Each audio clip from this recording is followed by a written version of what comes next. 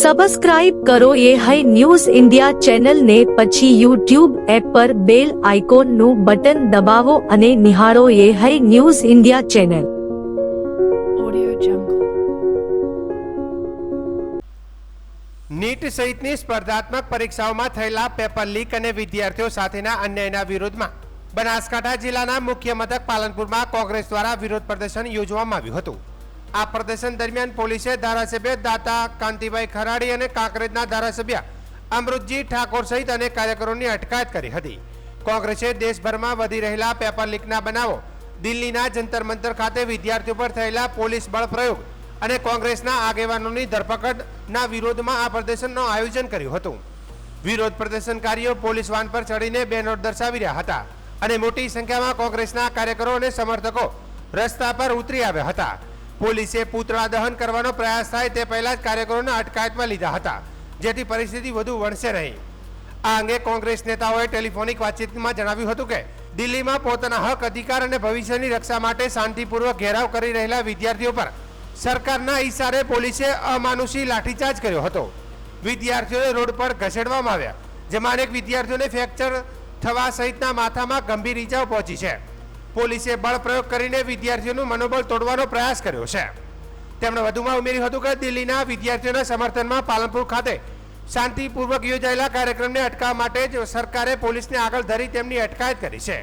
ખેડૂત, યુવાન, વિદ્યાર્થી, ગરીબ અને મધ્યમ વર્ગ કે કર્મચારીઓ જ્યારે પણ પોતાની વ્યાજબી માગણીઓ માટે શાંતિપૂર્વક વિરોધ નોંધાવે છે, ત્યારે સરકાર પોલીસ બળનો ઉપયોગ કરીને તેમનો અવાજ દબાવવાનો પ્રયાસ કરે છે, જે અત્યંત શરમજનક અને નિંદનીય છે। વાવથરા જિલ્લામાં લાંબા વિરામ બાદ મેઘરાજાએ મહેર વરસાવતા ખેડૂતોમાં ખુશીનો માહોલ છવાઈ ગયો છે। મોડી રાતથી શરૂ થયેલા વરસાદથી વાતાવરણમાં ઠંડક પ્રસરી છે અને પાકને જીવનદાન મળ્યું છે। દિવસભરના ઉકળાટ બાદ સવારથી અત્યાર સુધીમાં પવન સાથે વરસાદ શરૂ થયો હતો।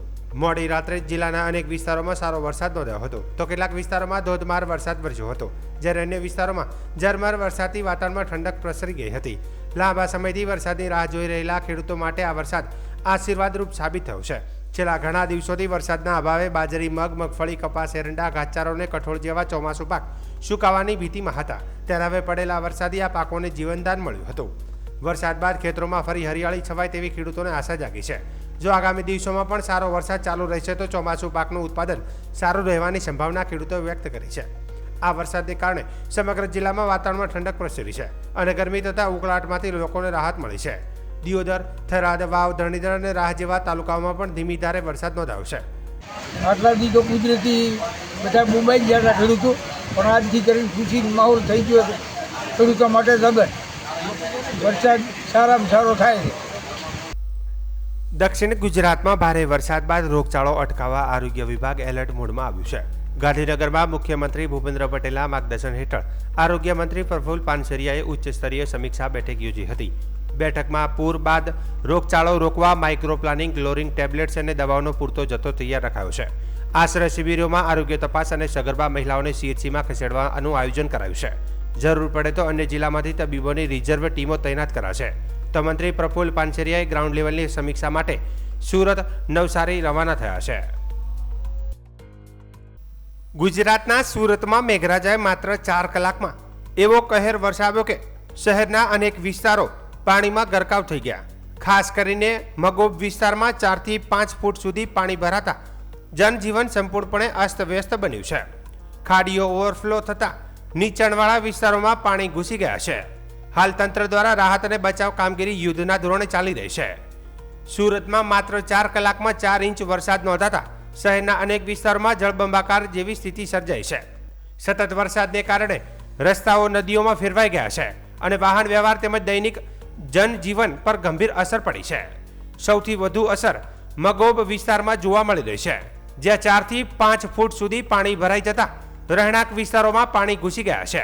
અનેક વિસ્તારોમાં પરિવારો પોતાના ઘરોમાં ફસાઈ ગયા હતા, જ્યારે સ્થાનિક લોકોને ભારે હાલાકીનો સામનો કરવો પડી રહ્યો છે।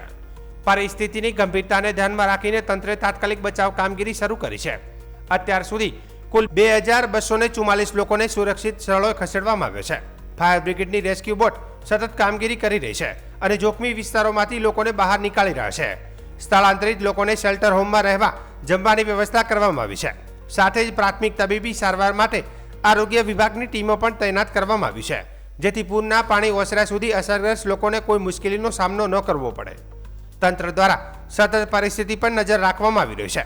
નીચાણવાળા વિસ્તારોના લોકોને સાવચેત રહેવા અને જરૂરિયાત સિવાય ઘરની બહાર ન નીકળવાની અપીલ કરવામાં આવી છે. વરસાદની સ્થિતિને ધ્યાનમાં રાખીને આગામી કલાકોમાં પણ રાહત અને બચાવ કામગીરી ચાલુ રહેશે. बारडोली, महुआ, पलसाना, कामरेज जैसे इत्यादि उलपाड़ वगैरह तहसील में भी काफ़ी बारिश हुई है.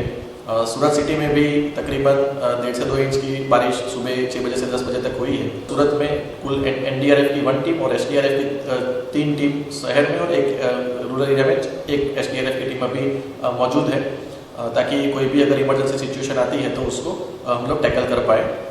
कल रात को सूरत शहर में तकरीबन 2200 से ज़्यादा लोगों को सेफ जगह पे उनका पहले ही स्थलांतर किया गया था. હાલમાં ઉકાઈ ડેમનું રૂલ લેવલ 333 ફીટ છે. એનું પ્રેઝન્ટ લેવલ 313.86 ફીટ છે. એટલે ઉકાઈ ડેમમાંથી પાણીની કોઈ શક્યતા નથી, પણ માંડવી તાલુકામાં આવેલ કેવડી ડેમ તેમજ લાખી ડેમમાંથી પાણી છોડવામાં આવી રહ્યું છે. તે ડેમ ઓવરફ્લો થઈ ગયો છે, માટે નીચાણવાળા વિસ્તારોને સાવચેત કરવામાં આવી રહ્યા છે. હાલમાં સુરત મહાનગરપાલિકા તરફથી મળેલ માહિતી મુજબ ભેદવાડ ખાડી અને સીમાડા ખાડી અને કોઝવે આ 3 જળસ્તર છે એની ભયજનક સપાટીથી ઉપર વહી રહ્યા છે.